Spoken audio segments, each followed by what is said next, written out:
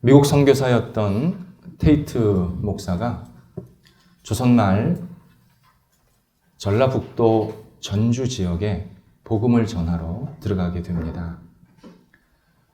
전주에 처음으로 교회가 세워지고 목회를 하던 중에 남쪽에 있는 정읍에서도 복음이 필요하다라는 소식을 전해 왔습니다. 이에 다시 정읍으로 내려가서 복음을 전하는 시간을 갖게 되었습니다.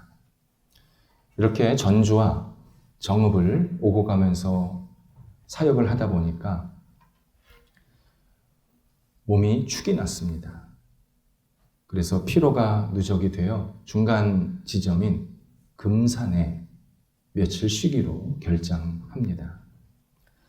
금산에 도착해서 쉴 집이 있는지 찾다가 지나가는 하인에게 이 근처에 내가 좀 머물 곳이 있는지 물어보게 되었습니다. 외국인이 조선말을 하는 것을 처음 들은 이 하인은 너무 신기하고 반가워서 제가 모시는 주인의 집이 넓으니까 한번 요청해 보겠다고 그렇게 답을 합니다. 그 주인의 이름이 조덕삼입니다. 선조 때부터, 할아버지 때부터 부를 이루어서 금산 지역에서는 유지로 그렇게 인정받은 분이었습니다. 테이트가 조덕삼과 함께 대화를 나누면서 복음을 전하게 됩니다. 조덕삼이 이렇게 묻습니다. 당신은 그 좋은 나라를 놔두고 왜 이 먼 곳까지 와서, 그것도 시골에 와서 이렇게 고생을 하십니까? 묻게 됩니다. 테이트 선교사가 이렇게 대답을 합니다. 하나님의 사랑 때문입니다. 하나님의 사랑이 나를 조선에 보내셨고 당신을 지금 내가 만나게 하고 계십니다. 진지하게 답을 해줍니다. 조덕삼은 크게 감명을 받았고 제가 예수를 믿겠다고 대답을 합니다. 그리고 주변에 있는 하인들에게도 지금부터 목사님의 말씀을 듣고 누구든지 예수를 믿고 싶은 사람은 믿어도 좋다. 이렇게 허락을 해줍니다. 이때 테이트를 제일 먼저 집으로 데려온 이 하인이 손을 번쩍 들면서 저도 예수를 믿겠습니다. 그렇게 씩씩하게 답을 했다고 합니다. 이 하인의 이름이 이자익입니다. 이렇게 조덕삼 별채에서 교회가 시작이 되었습니다. 시간이 좀 흘렀습니다. 교회가 일꾼이 필요해서 장로를 세우게 됩니다. 장로교 법에 따라서 투표를 해서 장로를 세우는데 제일 먼저 이자익 집사가 장로가 된 겁니다.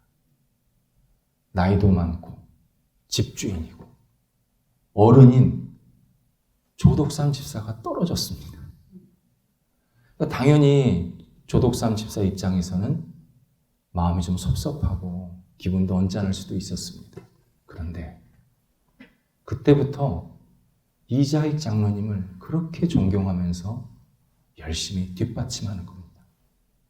집에서는 분명히 하인인데 교회에 와서는 장로님으로서 얼마나 그를 잘 도와주고 협조하는지 아주 그냥 교회에서 누가 종이고 누가 상전인지 모를 정도로 그렇게 옆에서 역할을 잘하게 됩니다. 신분이 엄격하게 구별이 되었던 조선말 교회는 이렇게 아름다운 이야기들이 많이 있었습니다.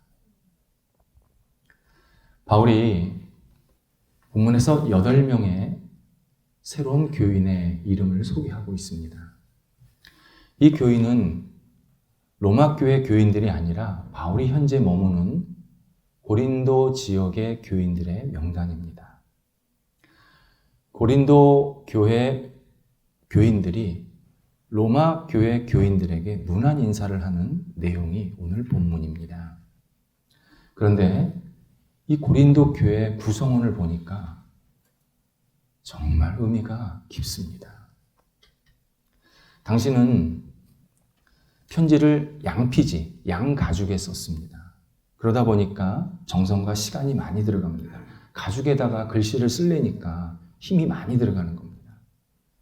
그래서 그 당시에는 편지 내용을 말하는 사람과 편지를 직접 쓰는 사람이 구별되어 있었습니다. 그게 일반적이었습니다. 보통 대필자라 그럽니다.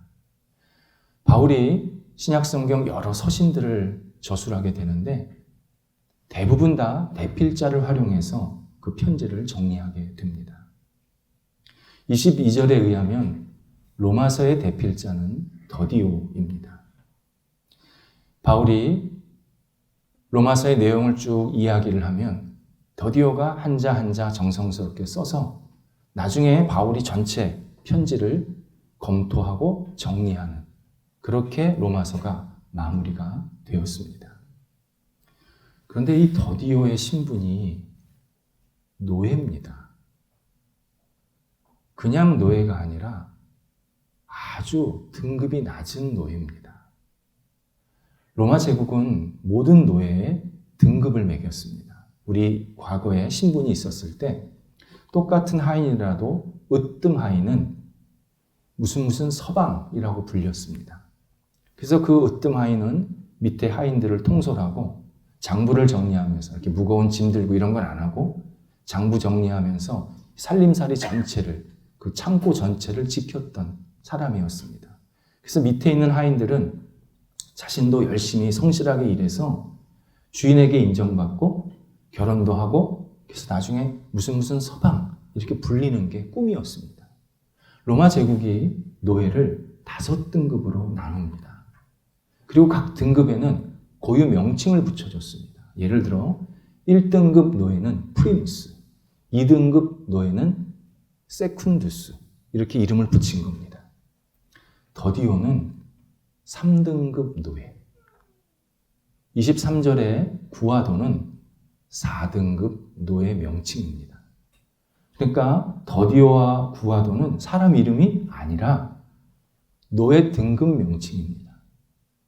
그 당시 3등급부터 5등급은 같은 처지였습니다. 노예를 몇 년 더 했냐에 따라서 그냥 그 노예 명칭만 달라졌을 뿐이지 거의 허드렛 일, 그냥 밑바닥 일을 했던 사람입니다. 이 등급에서 2등급으로 올라가는 것은 굉장히 어려웠고 2등급에서 다시 1등급으로 가는 것은 하늘의 별 따기였습니다. 1등급 노예는요, 머지않아 자유인이 될 가능성이 있었습니다. 그래서 모든 노예의 목표는 1등급 노예였습니다.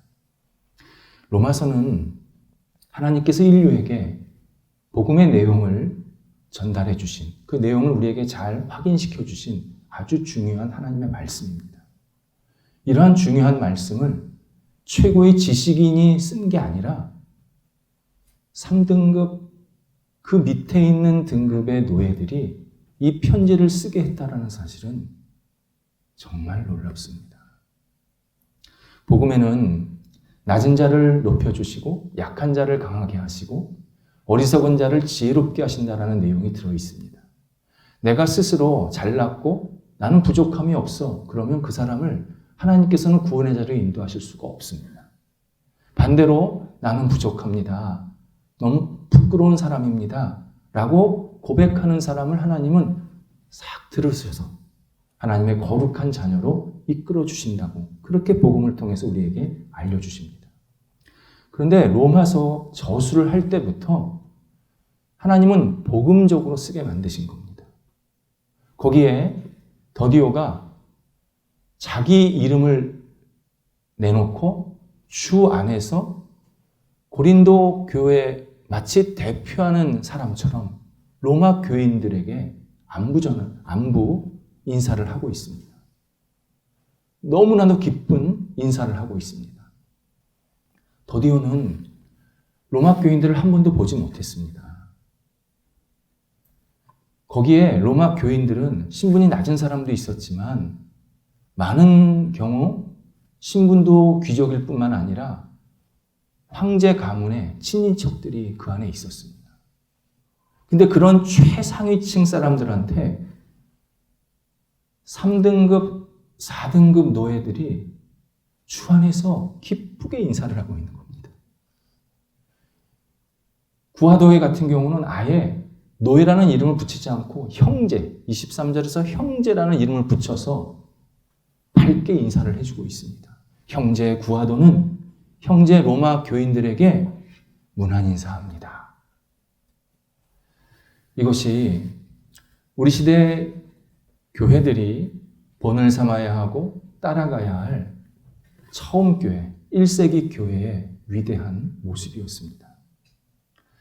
당시 1세기 교회는 예수님 안에서 모든 사람들을 귀하게 여겼고 사랑했고 형제 자매로 여겼고 하나님께서 함께 부르셨다라는 사실을 깊이 깨달으면서 서로를 존중해 주었습니다. 마치 아름다운 풍경 사진과 같습니다.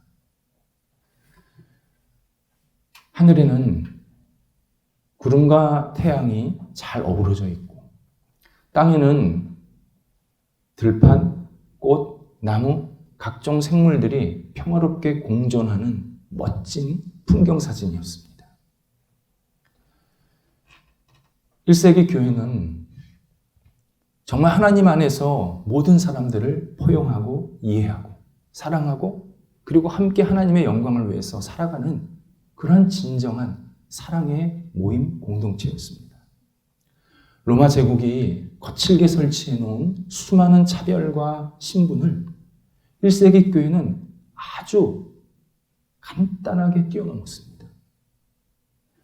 예수를 믿으면, 예수 그리스도 안에 있으면 그 사람이 로마인이든 비로마인이든 유대인이든 이방인이든 높은 사람이든 낮은 사람이든 부자든 가난한 사람이든 관계없이 그를 형제로 자매로 여기면서 그들을 정말 따뜻하게 서로 아껴주며 돌보아주는 그리고 서로를 격려하고 위로하는 그러한 진정한 모임이었습니다.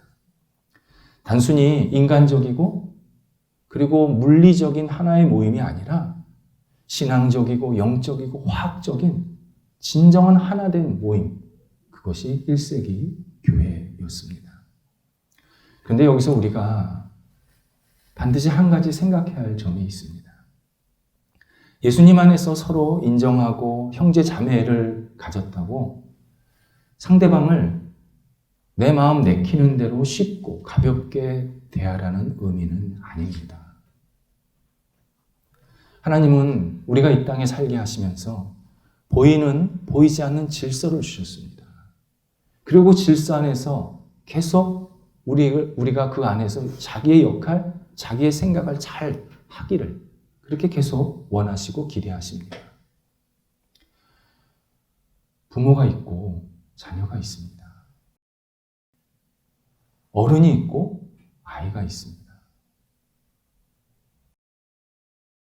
지도자가 있고 그 지도자를 따르는 백성들이 있습니다.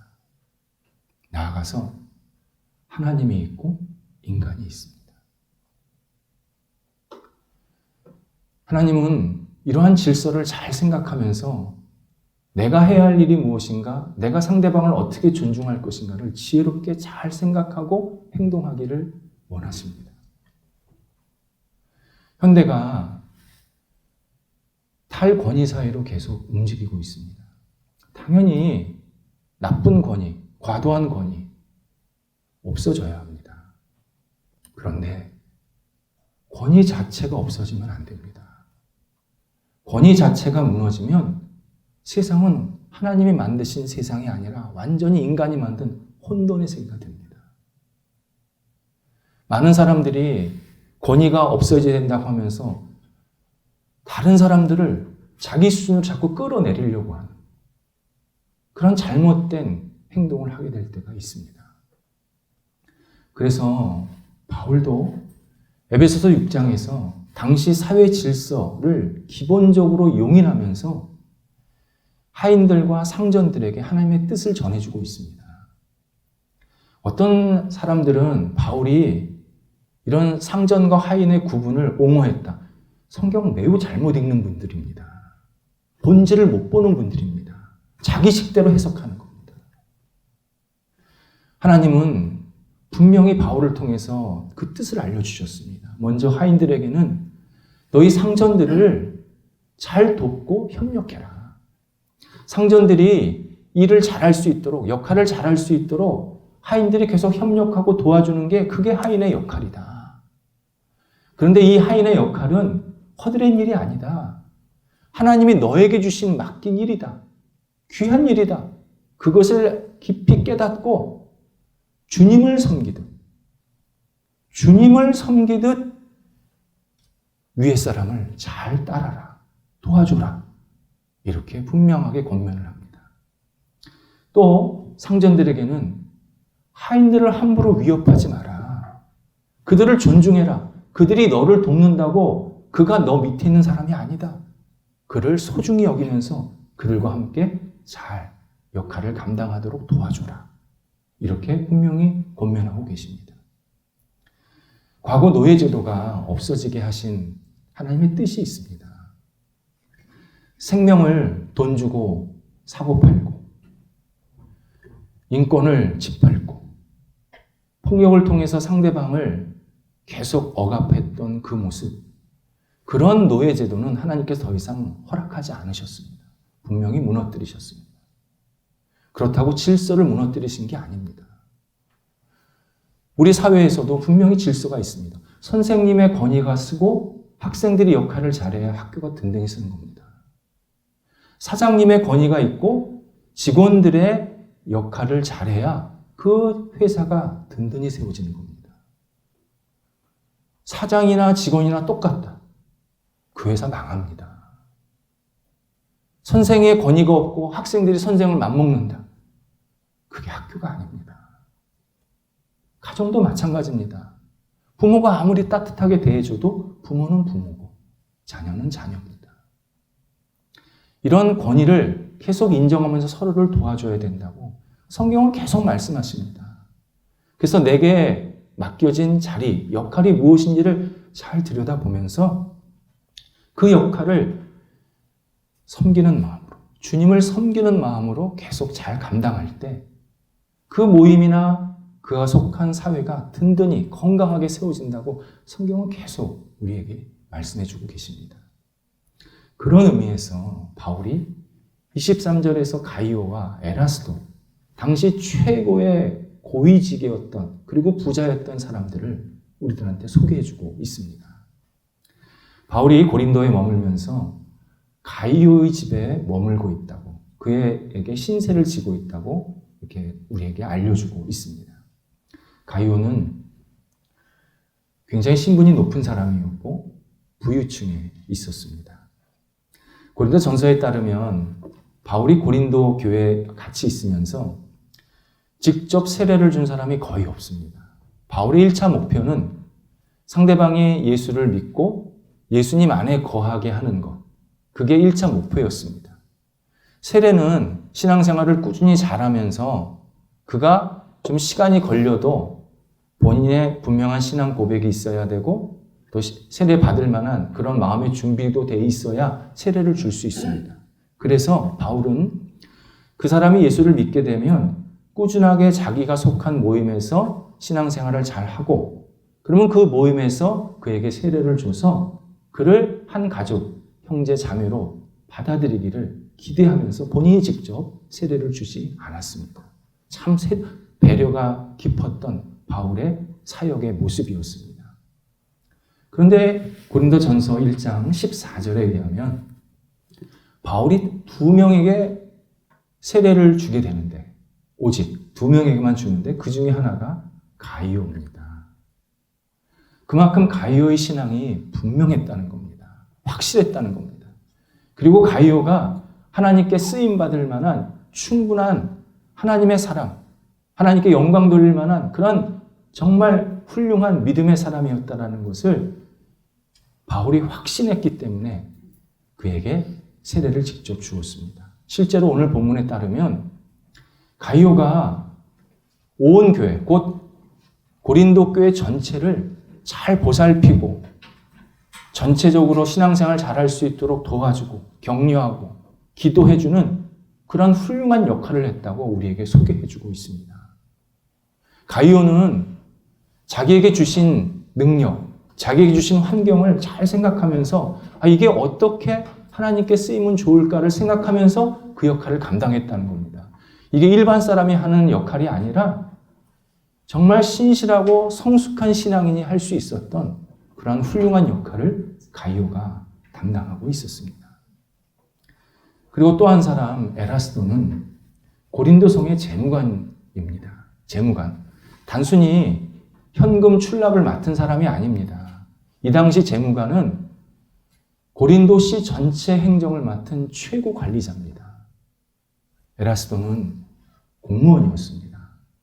그러다 보니까 바울과 함께 선교를 다닐 수가 없었습니다. 바울은 여기저기 돌아다녔어야 되는데 공무원이니까 자기 자리를 지켜야 되는 거 아닙니까?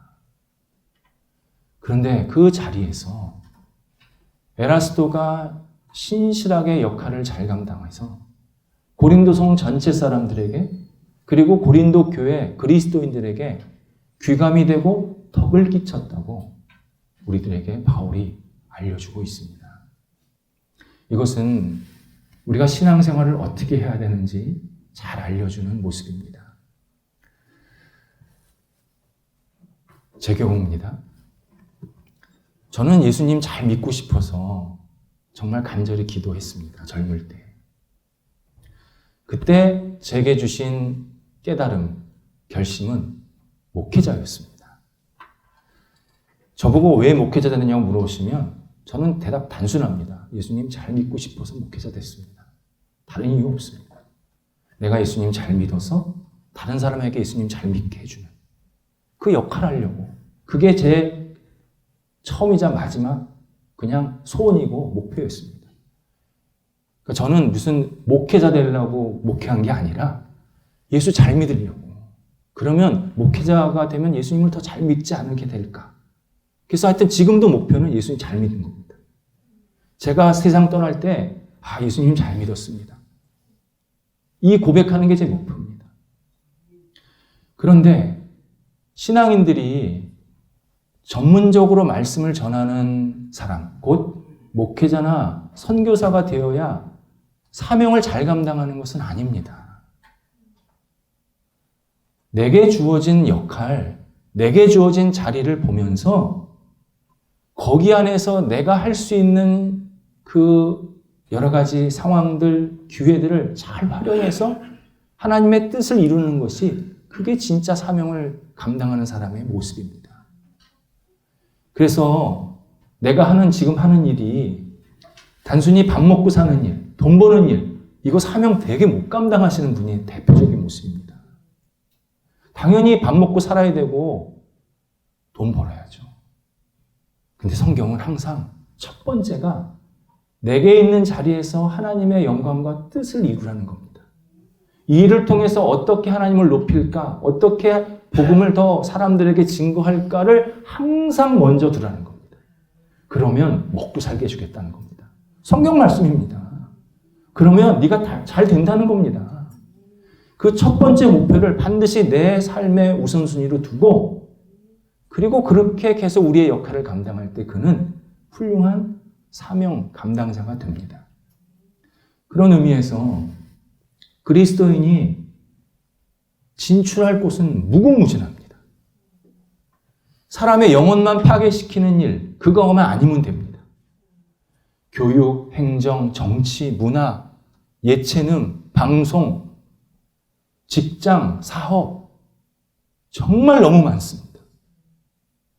그리고 내가 직장을 만약에 옮긴다? 또 새로운 일을 한다? 그러면 반드시 뭐에 목표를 둬야 되냐면 하나님의 뜻, 하나님의 영광을 내가 어떻게 더 잘 돌릴 수 있을까? 거기에 목표를 둬야 됩니다. 저 직장 가면 돈 많이 준대. 그래서 옮겨간다? 그분의 인생은 계속 돈에 끌려다니는 인생입니다.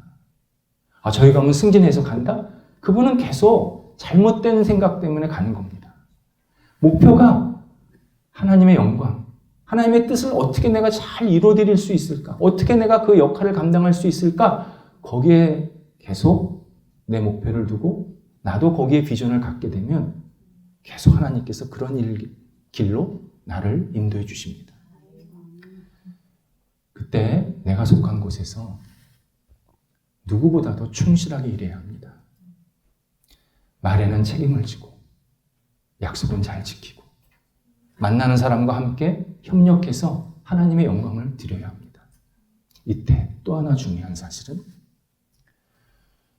내가 더 중앙의 자리, 핵심의 자리, 결정할 수 있는 자리, 어떤 계획할 수 있는 자리를 마다하지 마셔야 합니다. 하나님의 인도하심을 구하면서 하나님이 저한테 기회를 주시면 당연히 중앙의 자리, 결정할 수 있는 자리, 핵심의 자리에 들어가야 합니다. 그리스도인들이 그런 꿈을 갖고 기도하면서 계속 하나님 앞에 인도하심을 간구해야 합니다. 하나님이 기회를 주시면 감사합니다. 제가 이 일을 통해서 하나님의 영광을 잘 돌려드리기를 간절히 원합니다. 이런 마음으로, 이런 기도하는 자세로 그 일들을 감당해야 합니다. 그때 하나님께서 내 중심의 자리, 내가 하는 역할을 통해서 계속 복음을 확산하게 만드십니다. 저희 교회 그리고 저에게 주신 비전도 바로 이것이었습니다. 교회가 외곽 지역의 어떤 주택단지에 있어서 거기서 사람들에게 복음을 전하는 것도 필요합니다. 그렇게 목회하시는 분들도 훌륭하십니다. 근데 저에게 주신 비전은 사람들이 많이 지나다니는 곳, 사람들이 모여있는 곳에 교회가 들어가자.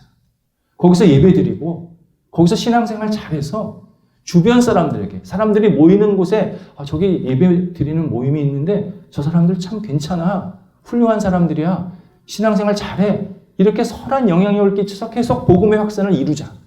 그게 제게 주신 하나님의 비전이었습니다. 교회를 세워놓고 사람들이 와라가 아니라 사람들이 모여있는 곳에 교회가 간다, 예배 드린다, 거기서 신앙생활 잘한다. 그 목표를 가지고 함께 기도하면서 계속 우리가 함께 모이며 예배를 드리고 있고 끊임없이 복음의 확산을 위해서 우리의 간절한 소망을 갖고 지금 이 자리에 앉아 있게 되고 있습니다. 그래서 우리가 모일 때마다 본이 되어야 합니다. 우리가 모이는 장소에 만약에 규칙이 있다, 규칙을 잘 따라야 합니다. 그리고 우리의 해야 할 일들, 그게 아무리 사소한 일들이라도 주변 정리나 마무리하는 것까지 다 포함해서 예수 믿는 사람들이 여기서 왔다 가니까 다른 모임과는 좀 달라. 이러한 인정과 칭찬을 우리가 하나님 앞에서 받아야 합니다. 그래서 우리가 있는 모임이 정말 여기에는 뭔가 좀 본이 되는 모임이야. 뭔가 사람들한테 좋은 덕을 끼치고 있어. 이러한 좋은 이야기들, 칭찬들이 계속 오고 가는 그런 모임으로 우뚝 서야 합니다. 바울도 그렇게 사역을 했습니다.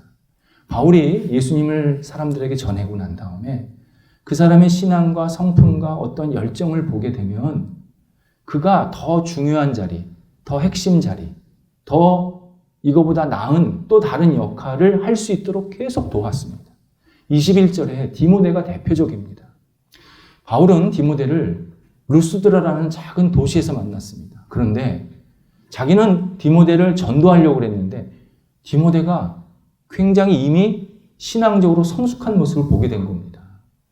디모데 나이가 굉장히 어렸습니다. 그런데 할머니, 어머니의 그 신앙을 이어받아서 어린 나이인데도 참 훌륭한 제목감임을, 신앙적인 제목감임을 확인하게 된 겁니다. 그래서 바울이 디모데에게 뭘 권면하냐면 빌립보 교회를 목회하도록 돕습니다. 빌립보 교회는 바울이 유럽으로 넘어가서 전도했을 때 제일 먼저 세워진 최초의 유럽 교회입니다. 아주 의미가 있는 교회입니다. 근데 그 교회를 나이 어린 디모데에게 목회할 수 있도록 계속 독려하면서 도와줍니다. 당연히 처음에 빌립보 교인들은 디모데가 나이가 어리니까 조금 못 믿어와 있습니다. 이때 바울이 빌립보서 2장 20절에서 빌립보 교인들에게 이렇게 말합니다. 여러분들을 진심으로 생각하고 목회를 잘할 사람은 디모데밖에 없습니다. 최고의 칭찬하는 겁니다. 디모데, 여러분들 보기에 나이가 어리지요. 지금 부족해 보이지요. 근데 가능성 있는 사람입니다. 여러분들을 누구보다도 잘 섬기고 이끌 훌륭한 목회자입니다. 그가 여러분들과 함께 신앙생활하면 여러분에게 큰 복이 될 것입니다. 이렇게 계속 나이 어리지만 아직 경륜이 없지만 그를 세우면서 빌립보 교회를 결국 목회하게 도와줍니다. 이것이 교회가 사람을 세우는 방식입니다. 세상에서는요, 이미 된 사람을 사용합니다. 그렇죠? 우리 흔히 하는 말로 다 된 밥에 숟가락 하나 딱 올려놓고 이렇게 밥상입니다. 이렇게 내놓지 않습니까? 세상에서는. 근데 교회는요, 될 사람, 앞으로 잘할 역할, 그러니까 역할을 잘할 사람, 그리고 하나님 앞에서 좀 쓰임받기를 간절히 소원하는 사람, 그런 사람을 계속 세우고 도와주고 기도하는 모임이 교회입니다. 지금은 서리고 보일 수 있습니다. 그런데 시간이 지나면 좋은 밥이 되어서 많은 사람들에게 맛있는 밥을 나누게 됩니다. 그런 기대를 갖고 도우면서 기도해야 합니다. 그게 교회 세우는 아주 중요한 방식입니다.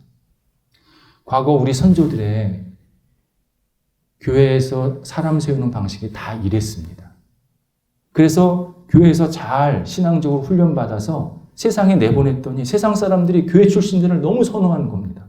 성실하고 정말 마음이 따뜻하고 열려있고 뭔가 잘하려고 하고. 근데 어느 순간 교회가 세상을 따라가게 되었습니다. 그래서 교회도 이제는 다 된 사람만 써요. 그러다 보니까 우리 현실 다 하지 않습니까? 여기서 역할 잘했던 사람이 딴 교회 가서 또 해. 우리 보통 이제 돌려막기라 그러지 않습니까? 교회에서도 그런 일이 벌어져요, 지금. 여기 한 사람이 이거 하고, 이거 한 사람이 이거 하고. 그러니까 하는 사람이 계속 뺑뺑뺑 돌아요. 그리고 하는 말이 뭐라 그러냐? 검증된 사람. 검증을 누가 합니까? 하나님이 그를 어떻게 쓰실지 아무도 모르는데. 그래서 우리는 늘 기도하면서 하나님께서 세우시기를 원하시는 분, 정말 가능성 있는 분, 신앙생활 잘할 수 있는 분을 계속 일으켜 세워서 그에게 그런 역할들을 주고 또 세상 속에서 잘할 수 있도록 끊임없이 독려하는 그러한 모임이 진정 살아있는 교회의 아름다운 모습입니다. 에라스도 당연히 그렇게 사람들을 이끌었습니다. 당시 귀족들이었던 이 그리스도인들은 마음의 빗장을 2중 3중으로 다 걸어 잠글 수 있었습니다. 혹시 내 것을 빼앗지는 않을까? 나를 공격하지는 않을까? 사람들을 멀리하면서 이렇게 가까이 하지 않을 수도 있었습니다. 그런데 오늘 본문에 이 귀족들 예수를 믿고 난 다음에 마음의 문빗장을 활짝 열어 제쳤습니다. 그랬더니 하나님께서 이들을 통해서 복음이 확산되게 하시고 교회가 든든히 세워지게 하시고 노예들이 자기한테 붙어서 같이 신앙생활을 할 수 있도록 통로 역할을 해준 겁니다. 여러분, 이건 대단한 겁니다. 우리가 지금 신분사회를 안 살아서 이 신분의 엄격함을 우리가 체험하지 못하고 있지만 이 당시에 최고 귀족이 3, 4등급의 노예를 형제로 받아들인다? 이건 불가능한 얘기입니다. 그런데 예수님 안에서 그들을 받아들였습니다. 이 귀족들이 노예를 받아들일 수 있었던 이유가 분명합니다. 나는 죄인입니다. 저는 너무 부끄러운 사람입니다. 그런데 저를 위해서 십자가에서 예수님께서 돌아가셨습니다. 이 사실을 깨달았기 때문입니다. 자기를 부르셔서 하나님의 자녀 삼으신 것처럼 이 노예들도 하나님께서 부르셔서 하나님의 자녀 삼으셨다는 것을 깊이 인식했기 때문에 받아들인 겁니다. 나아가서 내가 존중받기를 원하는 것처럼 이 노예들도 하나님 안에서 얼마든지 존중해야 되고 귀한 사람이다라는 사실을 알았기 때문에 예수님의 사랑을 귀족들이 노예들에게 실천하게 되었습니다. 당시 사람들이 이 노예들에게 이런 질문을 할 수밖에 없었습니다. 당신들은 귀족들과 함께 신앙생활을 하면서 힘들지 않습니까? 가이오, 에라스도 그런 주인들, 고위 관료들과 함께 신앙생활하면 당신들을 억압하는 거 아닙니까? 교회에서도 당신들 하인 취급하는 거 아닙니까? 당연히 이렇게 물을 수 있습니다. 이때 구하도, 더디오 답은 분명했습니다. 절대 아닙니다. 우리는 22절에서 더디오가 로마 교회 교인들에게 인사하는 내용을 깊이 다시 음미해야 합니다. 나 더디오는 주 안에서 여러분에게 문안합니다. 이 내용은요, 너무 밝고 당당합니다. 이 인사말은요, 하등급의 노예가 상위 계층의 귀족들에게 할 수 있는 인사말이 아닙니다. 얼마나 밝고 씩씩하고 기쁨이 넘치는 인사말인지 모릅니다. 따라서 더디오나 구하도는 이렇게 대답했습니다.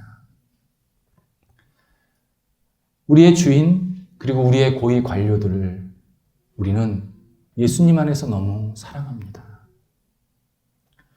그들은 우리를 노예 취급하지 아니하고 우리에게 예수를 믿을 수 있도록 기회를 줬습니다.